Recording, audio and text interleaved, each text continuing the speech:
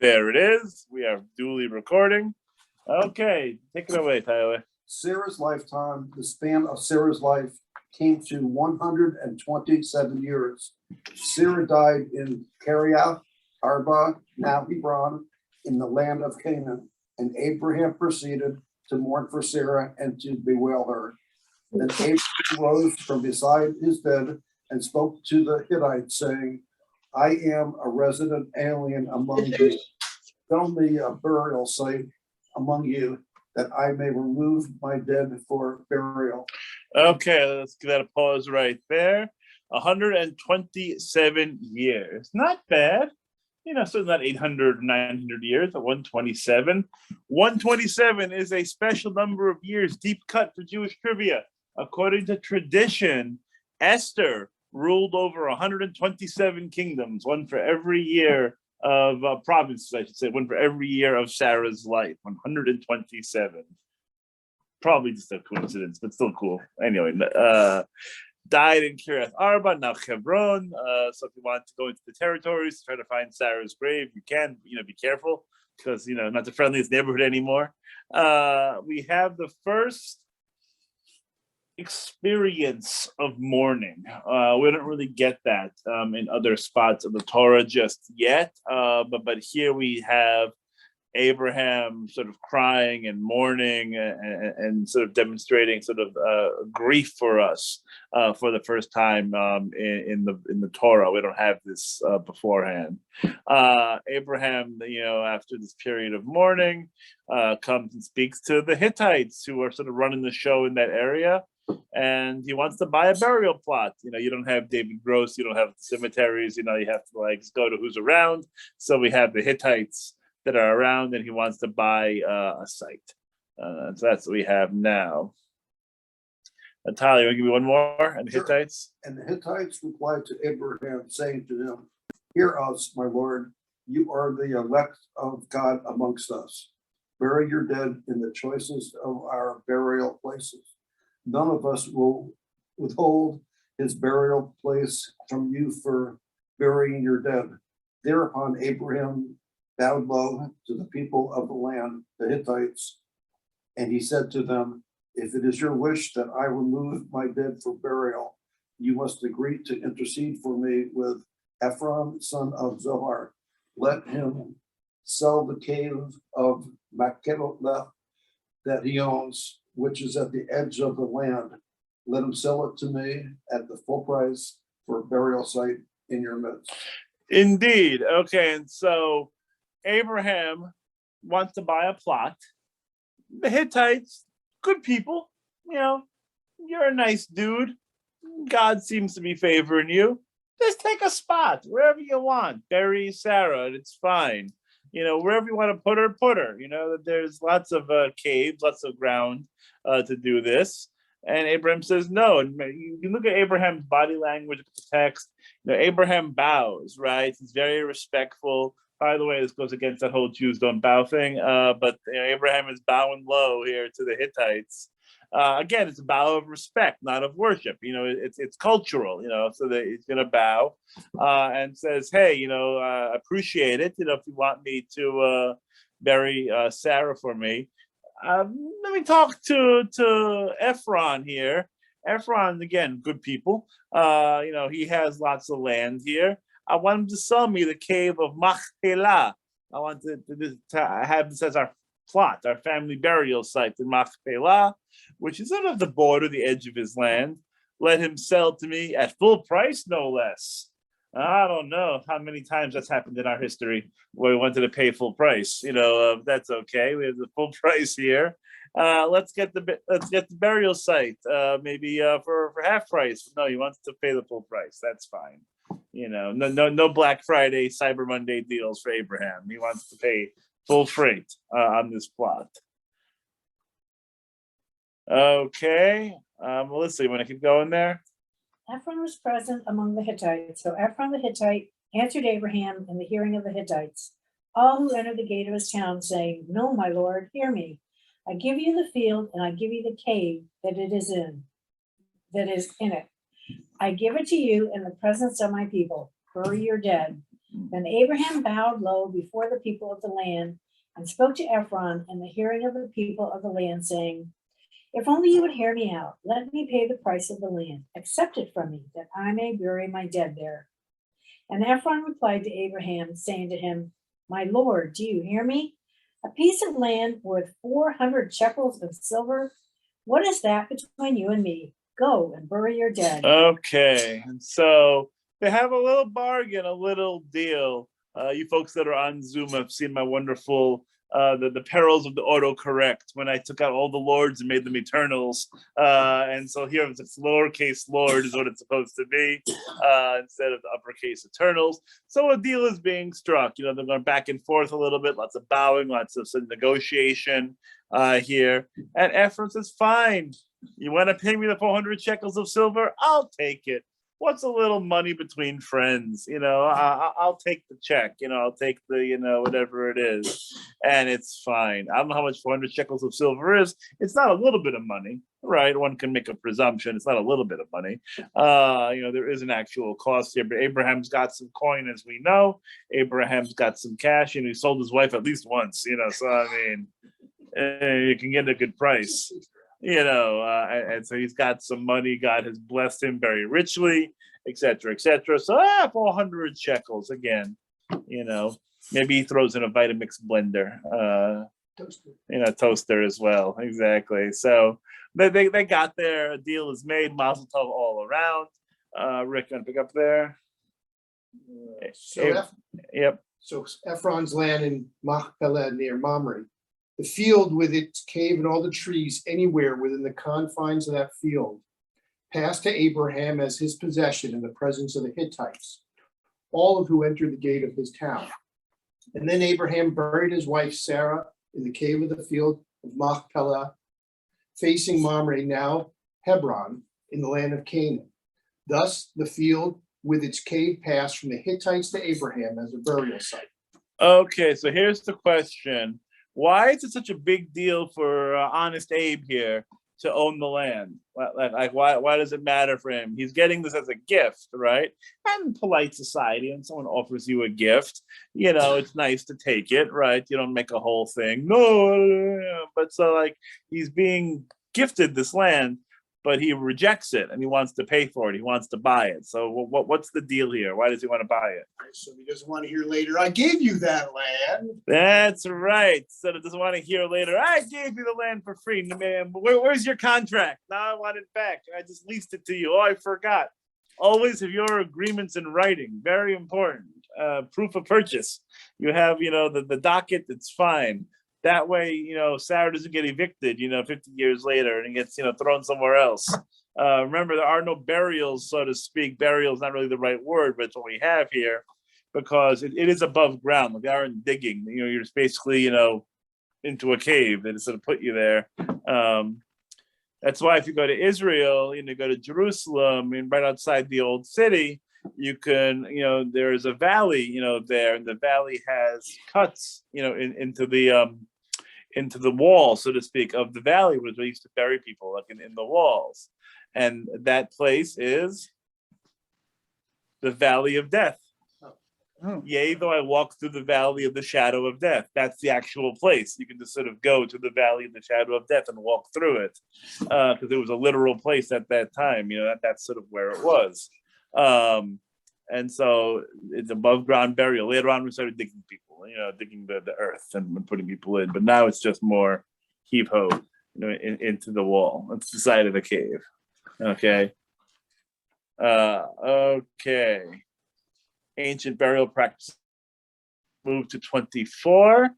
Give me a little more, Rick. Abraham was old. Abraham was now old, advanced in years, and the Lord had blessed Abraham in all things. And Abraham said to the senior servant of his household, who had charge of all that he owned, put your hand under my thigh, and I will make you swear by the Lord, the God of heaven and the God of earth, that you will not take a wife for my son from the daughters of the Canaanites among whom I dwell, but will go to the land of my birth and get a wife for my son Isaac. Okay, so Abraham, not a young man anymore, 100 plus years, whatever he was at this point in time. And he's blessed. But again, look, we've had this issue of the next generation, right? So first it was trouble getting Isaac, and now Isaac's around, but Isaac's not married yet. And so now there's a question of, again, the lineage, what's going to happen. So Abraham's a little worried about this. Maybe Isaac isn't so great with the ladies. I would guess that's the case. And then, so we need to have a little, what is it, like the match.com. Like we need to have some kind of like dating service. They didn't have that. So you had the servant, go find a wife. This put your hand under my thigh business is always an interesting read. Mhm. Anyone have an idea of why that is? Better than a handshake. That used to be how, you shake hands to seal a deal. And it's exactly what you think it is. Like whatever you were thinking in your head is probably correct. Is that since that area was of great importance, and the idea of the lineage, right? Swear to me in this very important region, that you're going to help fulfill my obligations here. This vow, right? And so that's what they did. Little awkward, one would think, but how do you do? How do you, it's not, but that's what they have, so that's what they're gonna do. And so of course the servant is not, doesn't have much of an option, to be fair, but he because that's why he's a servant, right? So he's gonna go and do. And he has a couple questions. He has some questions about his mission. Sharon, you want to unmute and pick up there? And the servant said to him, "What if the woman does not consent to follow me to this land? Shall I then take your son back to the land from which you came?" Abraham answered him, "On no account must you take my son back there. The Eternal, the God of heaven, who took me from my father's house and from my native land, who promised me on oath, saying, 'I will assign this land to your offspring.' God will send God's angel before you, and you will get a wife for my son from there.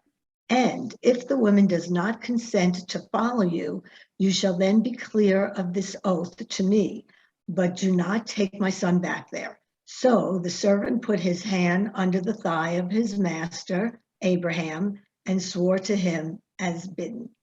Okay, so Abraham's pretty clear. Isaac's got to stay put. Like one would think that maybe he'd want to go and take a look for himself and see, what's going on. But Isaac is sort of staying back home with dad, or wherever he is. We don't know where the heck he is because he's not in this right now. But the servant's got to go. He's got to check it out, and then if he can't find somebody willing to marry a stranger without looking at him the first time, sounds like a Netflix show, like a dating show. Did they have like Love Is Blind or whatever it is? So if they have like somebody who just like on spec is going to marry Isaac, then that's great. But if not, you can go home and it's okay. You'll be your oath won't be enforced anymore. You're clear of it, right? And so off he goes on this miraculous journey. Sharon, want to give me one more paragraph there? The servant. Sure. Then the servant took 10 of his master's camels and set out, taking with him all the bounty of his master. And he made his way to Aram Naharaim, to the city of Nahor. He made the camels kneel down by the well outside the city at evening time, the time when women came out to draw water. Yeah, so this is where we remember like Abraham's family was, like his birth family. Like he was sort of like very from that region. Find me a local girl, like these girls here, too many Hittite women flying around, like he wants to find someone, the girl next door, so to speak, but really not next door in Aram Naharaim instead. So he's there, got 10 camels, got a little coin with him too, right? Taking him to the bounty of his master. So he has something to display, I guess. And now these 10 camels, it's a lot of camels. one would think, for one person. I mean, like, he's just going. Why do you I need? think he's trying to impress people. He's trying to get a woman to come back with him. Yeah, try to yeah, you got a little money. You got to show it off a little bit. That's exactly right. Got to show off the coin. And it's about the time for the women to come out and draw that water. So I make my wife try to do that. She doesn't want to do it. She doesn't want to draw any water for me. So yeah. Maybe you need to bring 10 cows. Yeah. If I get a couple water, that's what I can get. If I'm lucky. But that's okay. Carolyn, you want to pick up here? You want to unmute?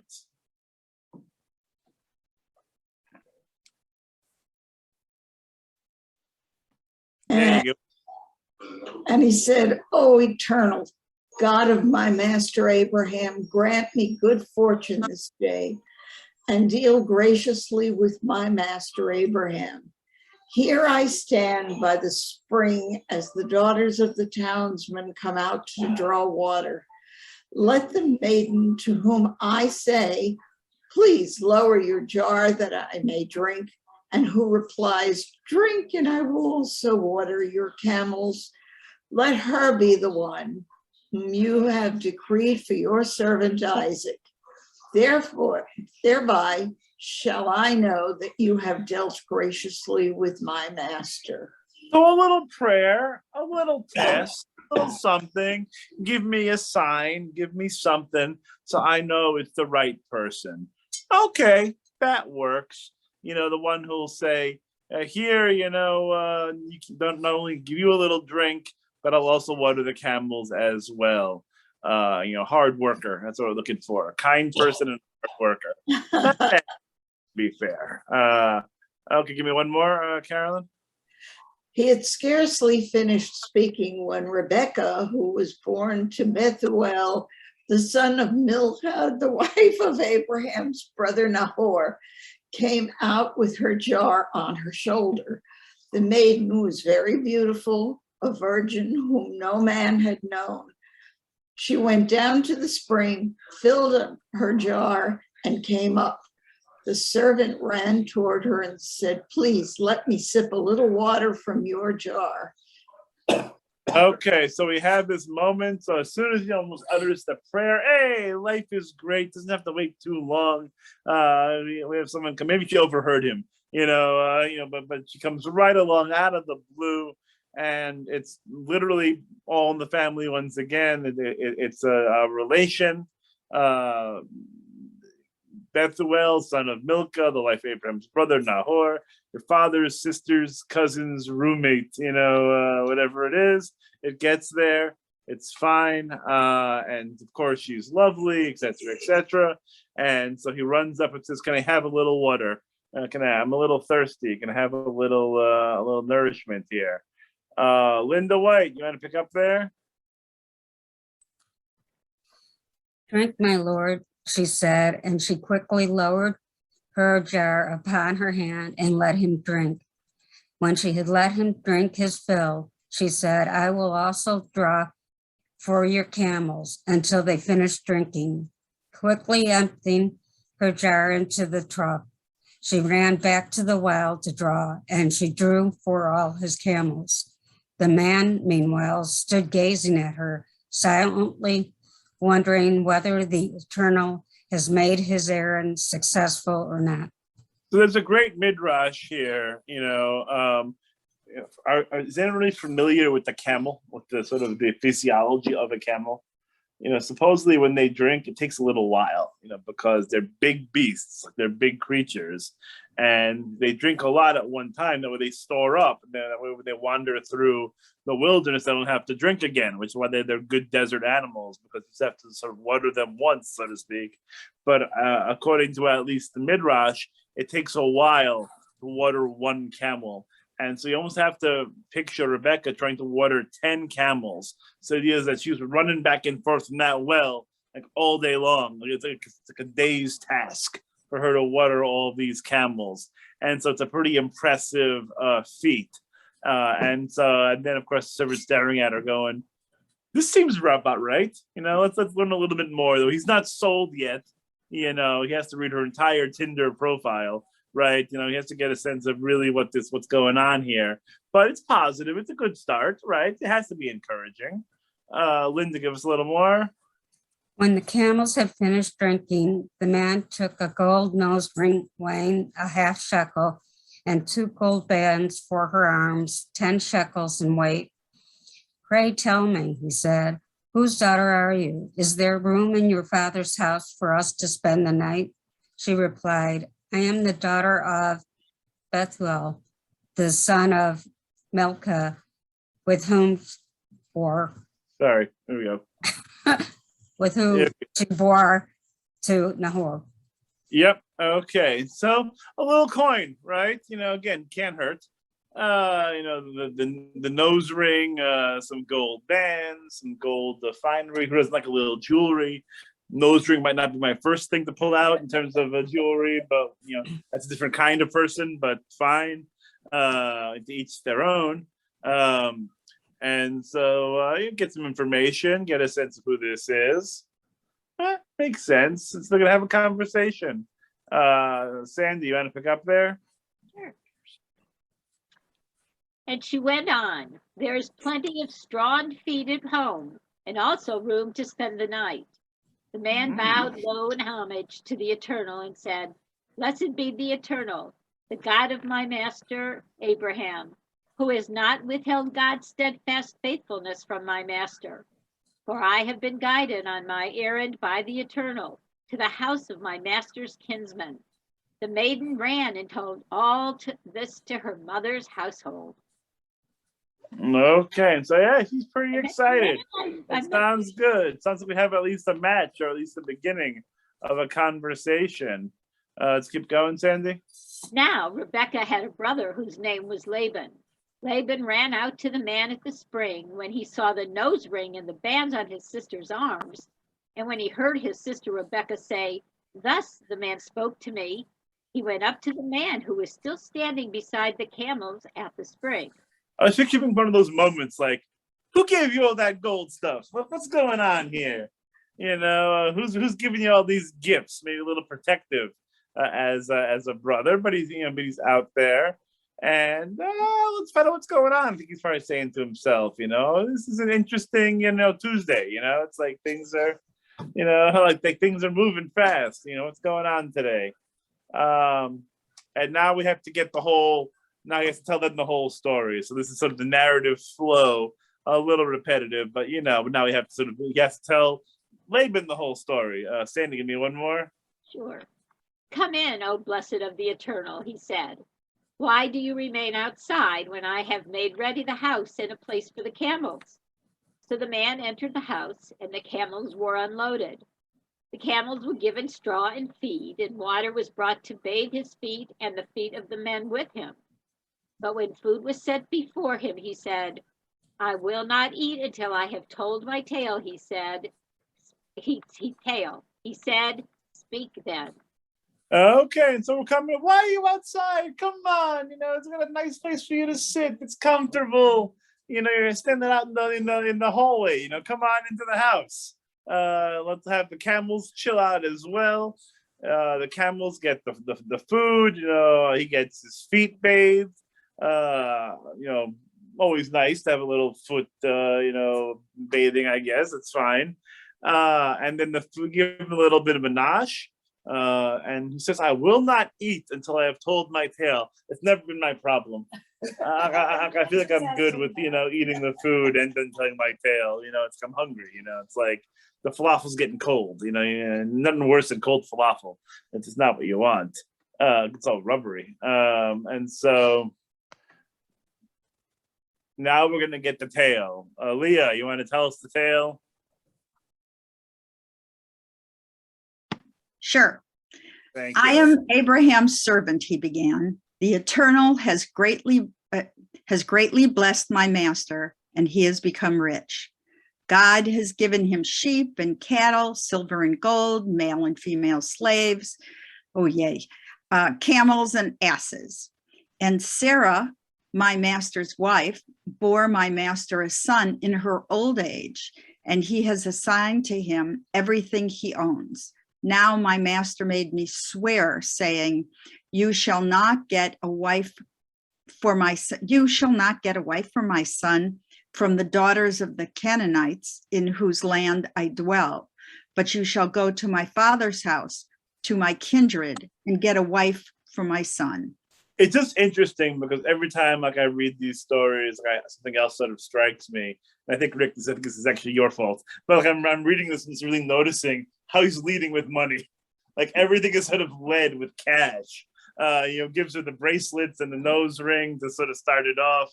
And then the first thing out of his mouth is like, oh, by the way, father-in-law is going to be rich. And, your future husband is going to be rolling in it, so that's great. And that's this whole first paragraph, right? Is just the sheep and the cattle, the gold and the silver and this and the that and the this, and then, but by the way, he's the only heir and he's going to get everything, ka-ching. And then he goes, hey, we're not going to be, dating any of the local girls back in Canaan. We don't like that, too many piercings, whatever else it might be.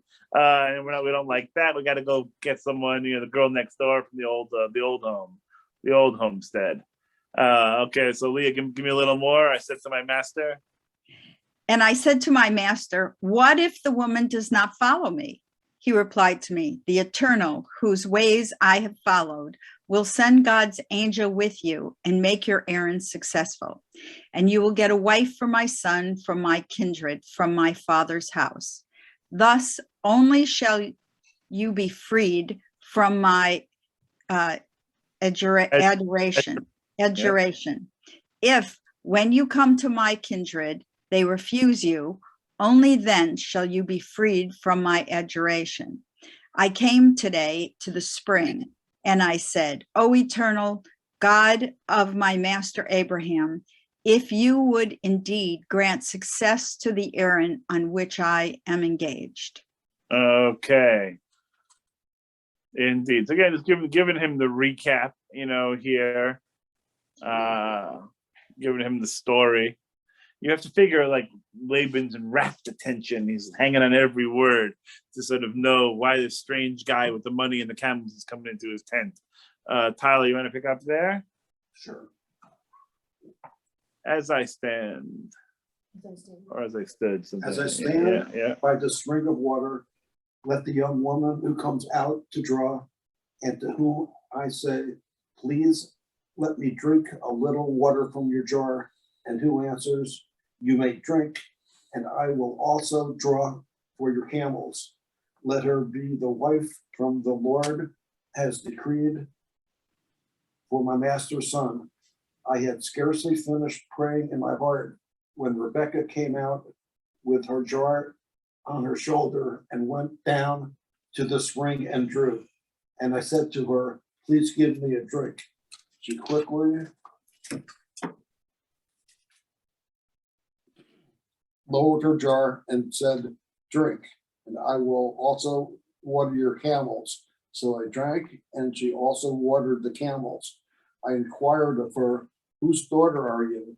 And she said, the daughter of Bethuel, son of Nahor, whom Milcah bore to him. And I put the ring on her nose and the bands on her arms. Okay, and so I gave her the gifts, I gave her the money. Again, it's giving him the whole tale. You have to make him feel good about this whole endeavor. And we're finally sort of at the end of his little speech here. Melissa, you want to pick up? But then I bowed low. Then I bowed low in homage to the Lord and blessed the Lord, the God of my master Abraham, who led me on the right way to get the daughter of my master's brother for his son. And now, if you mean to treat my master with true kindness, tell me. And if not, tell me also that I may turn right or left. Yeah, you got me know where I'm going, is basically what he's saying. Here's my spiel, here's my story. Swipe left, just swipe right. You got to let me know which direction I'm going.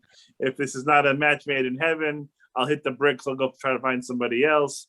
If it's great, then mazel all around. There's more gold for everybody, and it'll be fantastic. So just let me know what the answer is, right? Should I stay or should I go? That was for you, yeah. Okay, give me one more, Melissa. Then Laban and Bethuel answered, The matter is decreed by the Lord. We cannot speak to you bad or good. Here is Rebekah before you. Take her and go, and let her be a wife to your master's son, as the Lord has spoken. Yeah, he's easy, right? You know, like Laban doesn't need a lot of convincing take here. her. Yeah, a little gold, little silver, whatever it might be. Hey, you know, it's God's will. Excellent. Take Rebecca, and you know, we'll see you at the wedding. You know, I'll take the ribeye at the meal, at the reception. You know, none of this fish or veggie platter. You know, give me the Chateaubriand. You know, so that thing. So there we go. Happiness and joy for everybody, but it's not quite done yet. There's a little bit more negotiating to go. Rick, you want to pick up there when Abraham's servant? When Abraham's servant heard their words, he bowed low to the ground before the Lord. The servant brought out objects of silver and gold and garments and gave them to Rebekah, and he gave presents to her brother and her mother. Then he and the men with him ate and drank, and they spent the night. When they arose next morning, he said, "Give me leave to go to my master." So, they're going to hang out a little bit still, for the evening. It's time for a party. Some more bridal gifts, some silver, golds, etc., etc. The mother pops in here. We don't actually have anything on her. She just like it's dropped in. I don't think she's mentioned much before this, that Rebecca's mom is still alive, but obviously the brother, as one can guess, is speaking for the family. Not the mother. The brother, as the male relation, is going to be the one to handle all this business. And so, okay, they had a nice night, had a little Manischewitz, had a little Schlivovitz, it's a good time had by all. Wants to go home, had enough, got to get back home. No one likes to travel, like you got to put it off, but it's time to go. And what does Laban and the mom say? They're not quite done yet here, Rick. Give me a little more. But her brother and her mother said, "Let the maiden remain with us some 10 days. Then you may go." He said to them, "Do not delay me now that the Lord has made my errand successful. Give me leave that I may go to my master." And they said, "Let us call the girl and ask for her reply." They called Rebekah and said to her, "Will you go with this man?" She said, "I will." Nice enough, right? Rebecca's going to be fine. What do you think they're playing at here with the brother and the mother? Like, what's their angle here, or what's their concern? Maybe why are? Yeah, Do they want more money? maybe they want a little more cash, right? They want to sort of play this out a little bit. I think that's certainly in there as a possibility. Do they want to do a background check? Do they want to? Yeah, make sure? not the worst idea. So to see if this is Yeah. kosher or Yeah. not. Maybe just make sure that everything's on the up and up, right? And they wanted some more time to sort of think about it. And I think he's like, yeah, I don't want that. Time to go. We have a deal, we have an arrangement. Nothing good comes from extending it. Because maybe she'll be like, I disagree. Like maybe she'll have a different idea. And so they call her in, and she's good to go. Like she's fine with making the schlep. So it works out okay. She will in fact head out. And now it's time to go off to the land of Canaan. Sharon, give me a little bit here. Sure. So they sent off their sister Rebekah and her nurse along with Abraham's servant and his men. And they blessed Rebekah and said to her, "O sister, may you grow into thousands of myriads. May your offspring seize the gates of their foes." A little blessing's nice when you're on your way out. It's nice. They head her out. Now, one of my favorite parts of this story. Give me a little bit more here, Sharon. Then Rebekah and her maids arose, mounted the camels, and followed the man. So the servant took Rebekah and went his way. Isaac had just come back from the vicinity of Beer Lahai Roi, for he was settled in the region of the Negev. And Isaac went out walking in the field toward evening, and looking up, he saw camels approaching. Raising her eyes, Rachel saw Isaac. She alighted from the camel and said to the servant, "Who is that man walking in the field towards us?" And the servant said, "That is my master." So she took her veil and covered herself. The servant told Isaac all the things that he had done. Isaac then brought her into the tent of his mother Sarah, and he took Rebekah as his wife. Isaac loved her and thus found comfort after his mother's death. Okay. So we got there. We got to sort of this romantic meet cute. Or is it? I mean, there's a couple ways of reading this. So the traditional sort of rabbinic way of reading this is it's this really nice scene, a star-filled sky. Rebecca and the maids are sort of coming on their camels, and Isaac is there in the fields, perhaps looking all muscular and ripped from working in the fields, looking really like studly, and like he's just there looking like he just jumped out of a magazine. And then he sees her, and she sees him, and she either daintily sort of comes off the camel. She alighted off the camel gracefully, and they come to each other and they run into each other's arms. That's Isaac, that's Rebecca, and it's the love at first sight, and they're thrilled. And then Isaac sort of takes her home, and the relationship begins from there. That's that's sort of the traditional reading of this and sort of romantic interaction.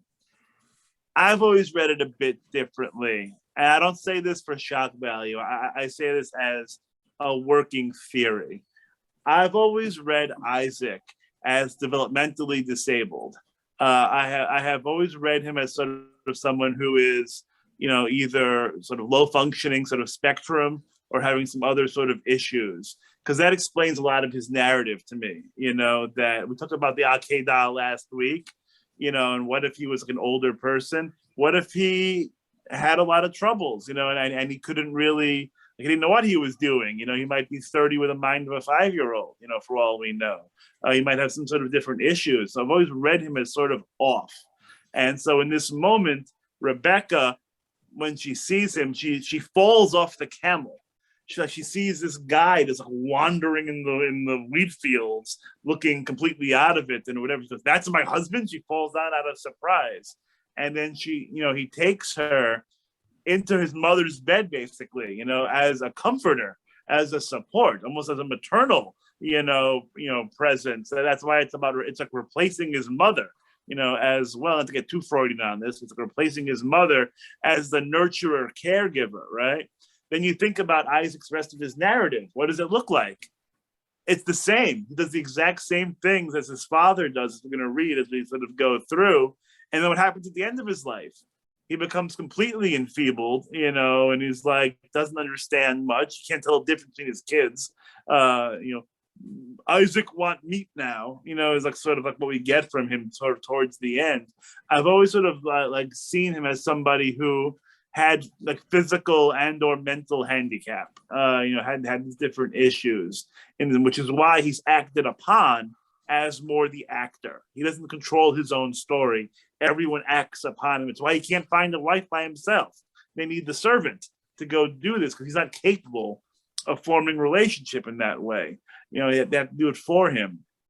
Just a working theory, but when you read him that way through the Bible, it actually does make some sense in that context. Who knows, but it's a way that I've sort of read him before. He just never gets a lot of his own. He's acted upon. He is, the least out of all the patriarchs in terms of his own story, his own action. He's always taken advantage of. He's always, Sarah's scared to death because Ishmael is playing with him, sort of messing with him, bullying him, and Isaac can't really respond. He can't really fight back in a way. He doesn't have it, in him to defend himself. And so it's just when you read his narrative, one can make a case, is all I'm saying. It's an interesting, sort of way of viewing it. And I think an inclusive way, by the way, of looking at it, because if we do see him as having these different issues, he's still a patriarch, right? He's still someone who is, part of our line and our story. And so I view it as a way of expressing inclusion. That Isaac is still a part of the story, part of the patriarchy. It's a patriarchy. He's a patriarch. I'm not sure he's part of the patriarchy, but he's a patriarch of the Jewish people. And I think there's meaning to be found there, is all I'm saying, for ideas of inclusivity. So that's just a little, yeah, go ahead. He was a child born late in life. His mother bore him late in life, and that would explain his disabilities.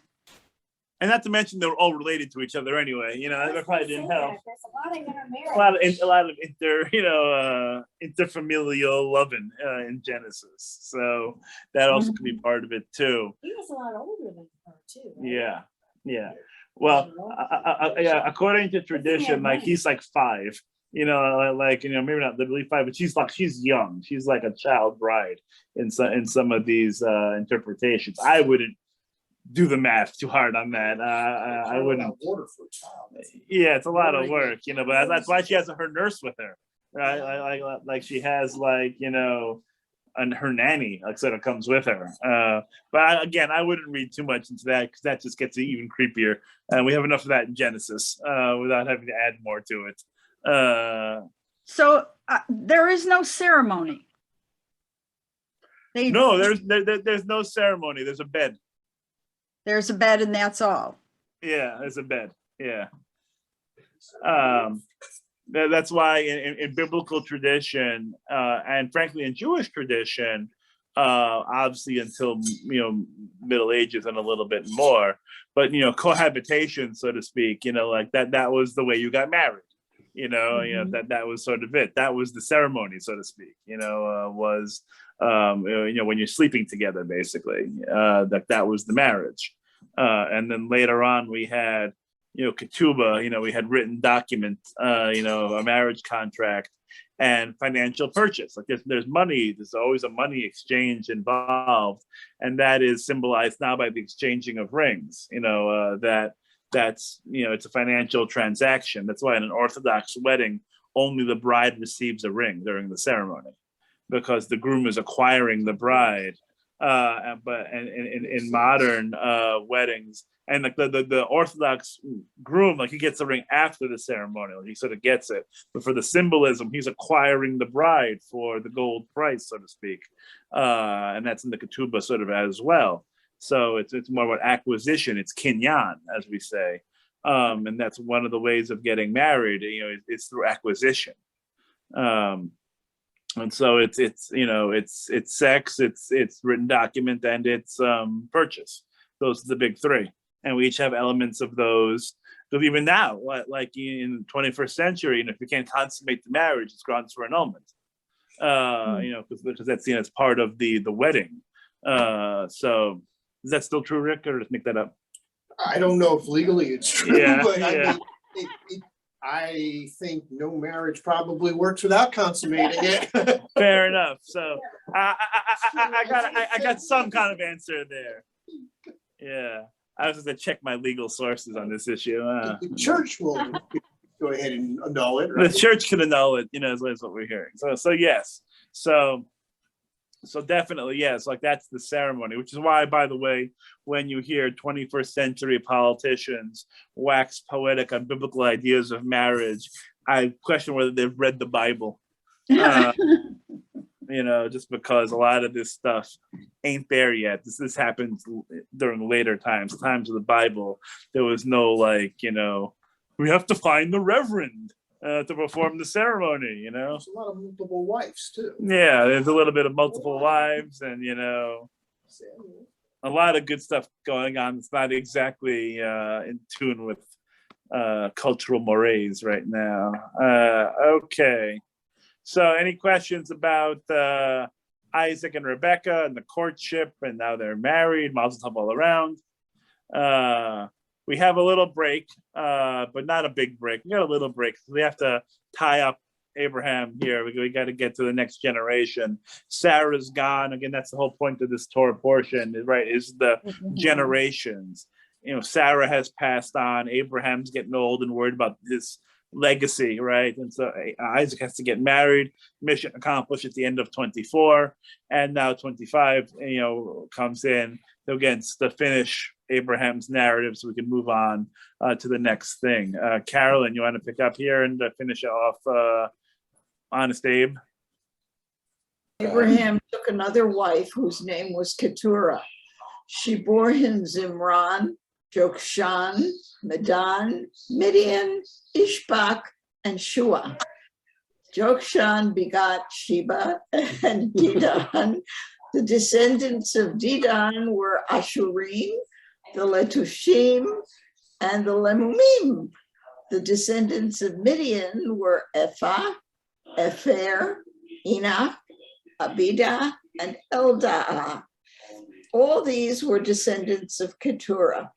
Abraham willed all that he owned to Isaac, but to Abraham's sons by concubines, Abraham gave gifts while he was still living, and he sent them away from his son Isaac eastward to the land of the east. So Abraham decided in his older age apply a little bit more. And by the way, Carolyn, mouthful on all those names. You really hit some home runs there. That was a mouthful. You did that very nicely. And so Abraham has some more kids. He wasn't done, I guess, in terms of having kids. So he has a bunch more with Keturah, but gets them out of the way. Says, hey, it's nice to meet you. It's time for you to head the other way, though. And so sent them off on their journeys to different lands. That way, they wouldn't be messing with Isaac again. Isaac needs to get a little bit more shelter, a little more protection. Sure, that he doesn't have a problem. Carolyn, give me one more. This was the total span. This was the total span of Abraham's life, 175 years. And Abraham breathed his last, dying at a good ripe age, old and contented, and he was gathered to his kin.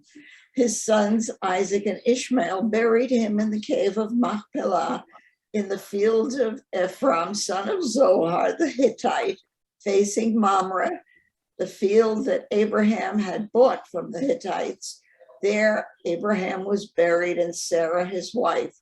After the death of Abraham, God blessed his son Isaac, and Isaac settled near Be'er Lahai Roi. Very nice. So Abraham dies at 175. And again, ripe old age, good life, right, to say the least. He did very well for himself. And then here we have the first time in a long time, Ishmael and Isaac are together, reunited to bury dear old dad at Machpelah, where Sarah was buried right from the early on in the portion, again, to bring it back, tying it up in a nice little package back to the Ephron, son of Zohar. And so Abraham and Sarah can be buried together. And then we're off on our next journey, right? We're off to really the full Isaac and Rebecca story. So the transition Abraham and Sarah generation has been completed, to Isaac and Rebecca, who are going to have their narrative. I think that this really does give you that sense of the generations passing here, and you sort of giving Isaac and Rebecca a good jumping off point, for their story. Like the adventures continue of the patriarchs. Yeah, Rick? Yeah, it says that it's said that the children of his concubines, but Keturah, it says, is his wife, and there's just one of her. Yes. So are we talking about different children from other concubines? And what happens to Keturah's children? Are they including that among the concubines' children? Yeah, I think it's Keturah, seems to be the wife. I don't think referring to Keturah as the concubine. I think that, again, Abraham wants to make sure that he has those descendants as numerous as the stars of the sky. Had a nice grieving period for Sarah, but then it was time for him to, sometimes these senior citizens, it's like he's in these rest homes and whatever it is, not a lot of resting. And so these older guys, They have to worry about losing their Social Security. Exactly. Like, didn't have to worry with no tax implications. And so they were just sort of ready to do their thing. And so, so Abraham, had a lot of qualities to him. And I guess long-term virility is one of them. It doesn't get emphasized so much in the biblical text. But nonetheless, here we are. It's a lot of kids. I mean, again, you guys have to say it. I mean, like it's a good amount of kids that comes afterwards later in life. But again, like Isaac is given prominence, of course, and he's the one who is going to carry on the story while the rest of these exit to the east, it seems, eastwards, never to be heard from again. This makes it awkward, later. And so, to wrap up the loose ends a little further, right? So we took care of Abraham, right? Then we also have some Ishmael too, right? Because we have to close his book, so to speak. And let's make sure we don't forget who he is. Abraham's son, whom Hagar the Egyptian, Sarah's slave, bore to Abraham, and lots of names again. We have Nabioth, the first one of Ishmael, Keder, Adbeel, Mibsam, Mishma, Duma, Masa, Hadad, Tema, Jetur, Naphish, and Kedma. And they all had their villages. They were 12 chieftains, the tribes, and he dies at 137. So he's an older dude. So Isaac at this point then would be 124, right? Because he's 13 years younger. So Isaac is 124 before we started. This sort of Ishmael dies and gets off the stage, but I think that Isaac's story is contemporaneous to some of his brother's years. Obviously, so Isaac's going to be 40 in our next paragraph here. So they're in Egypt, they're in Assyria, and they're going to live their life and again get out of the way. They aren't part of the story anymore. And then we're up to Toldot. You're right. We're up to the next Torah portion. We're up to Isaac and his narrative. And then, as I said, it jumps really quick. Right from Isaac and Rebecca, what's the first thing that happens? Rebecca gets pregnant. So we can move on to the kids, to Jacob and Esau and their story. And that's what we're going to pick up next time around because it's just about that time. Any questions so far on what we have? Everyone's up to speed with our patriarchs and matriarchs and all of their doings.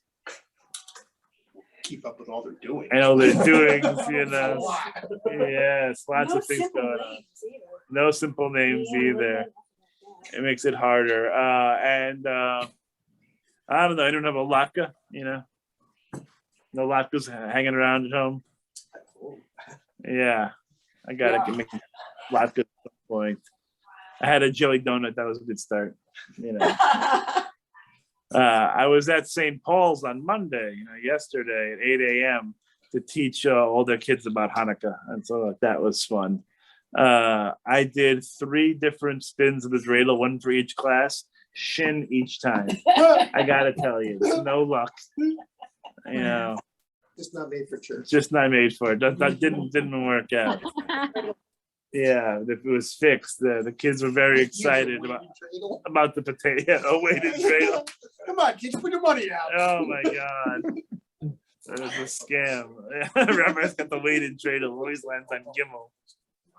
Oh my goodness. Okay, my friends, we're going to be back next week, starting with Isaac and the birth narrative of Hekel and Jekyll here, or Jacob and Esau. Okay, it's great seeing everyone. We're going to continue with our Daf B'nai Mitzvah stuff, and so we'll catch you all on the flip side. Thank you, Rabbi. Bye, everybody. Good night. Happy Hanukkah. Bye. Happy Happy Hanukkah, everyone. Hanukkah. Happy Hanukkah, everyone.